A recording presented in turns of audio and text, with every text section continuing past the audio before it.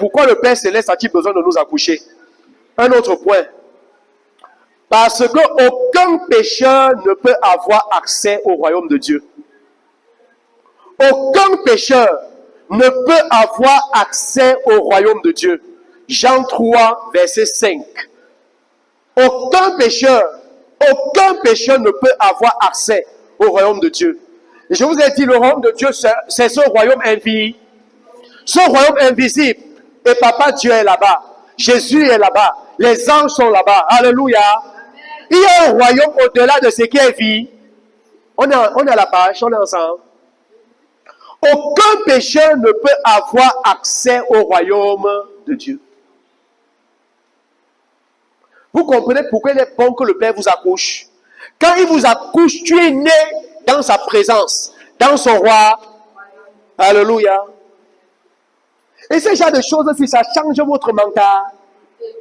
Est-ce que vous savez qu'il y a des gens, pour eux, la présence de Dieu, même quand ils veulent prier pour eux, c'est qu'il faut qu'ils entrent d'abord dans la présence de Dieu.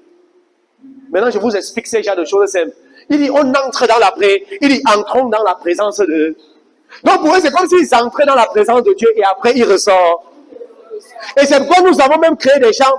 J'entrerai dans tes pavés avec joie dans mon cœur.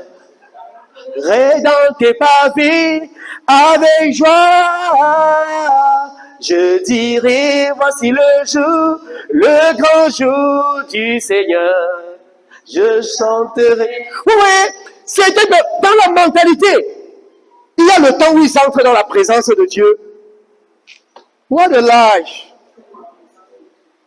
Et maintenant, même, on vous a même appris que même lorsque tu es en train de prier, adorer, tu entres d'abord dans les pavis. Après, tu vas dans le lieu saint. Après, tu vas dans le lieu très... C'est l'esclavage. Vous êtes nés dans sa présence.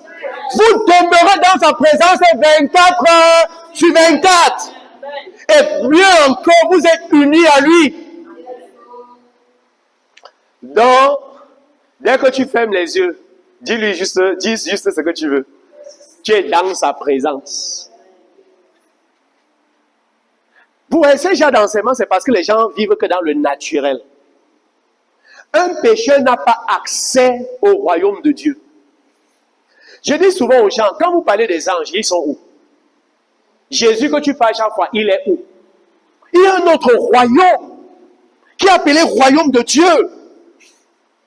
Quand Dieu t'accouche, tu es né là-bas. Oh, Jésus est venu parce qu'il voulait donner des fils à Dieu, des enfants légitimes. C'est pourquoi il est venu. Et quand il t'accouche là. C'est pourquoi il dit, je suis assis avec lui maintenant dans les lieux, c'est maintenant. Un pécheur. Oui, il y a des personnes pour eux, c'est qu'ils pensent qu'en faisant les bonnes œuvres, en se conduisant bien, ils vont devenir enfants de Dieu. Non, il faut que Dieu t'accouche.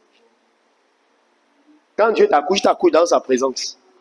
C'est-à-dire, tu es là 24 heures sur 24. Hey!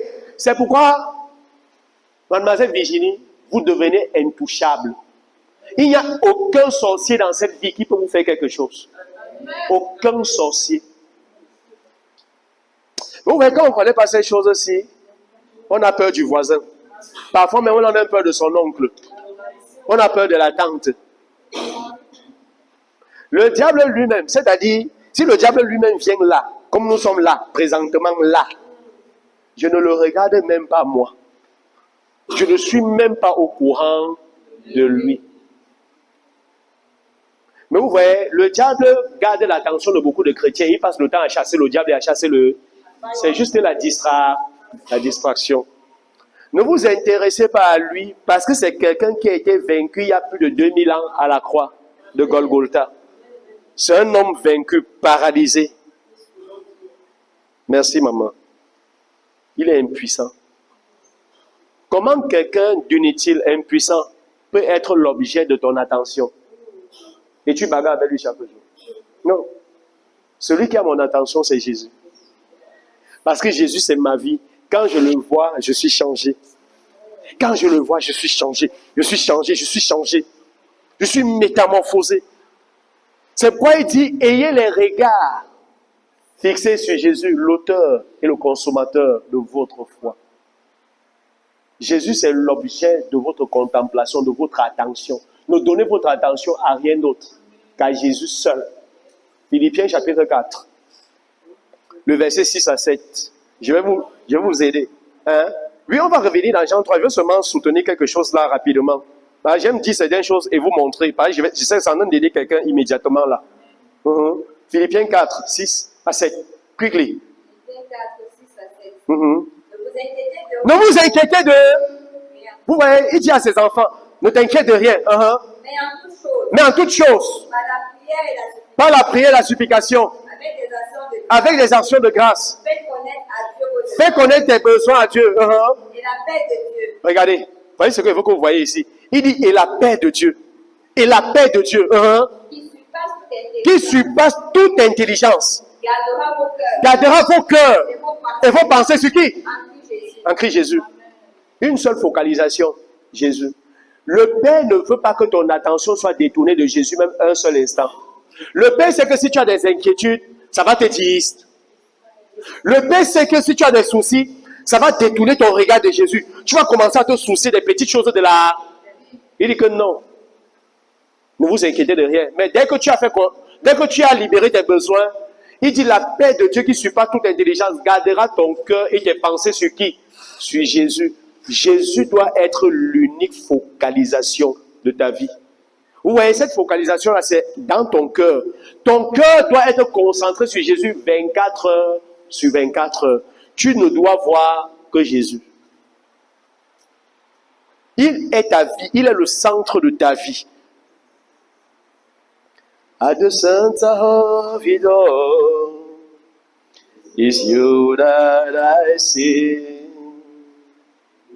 You that I see.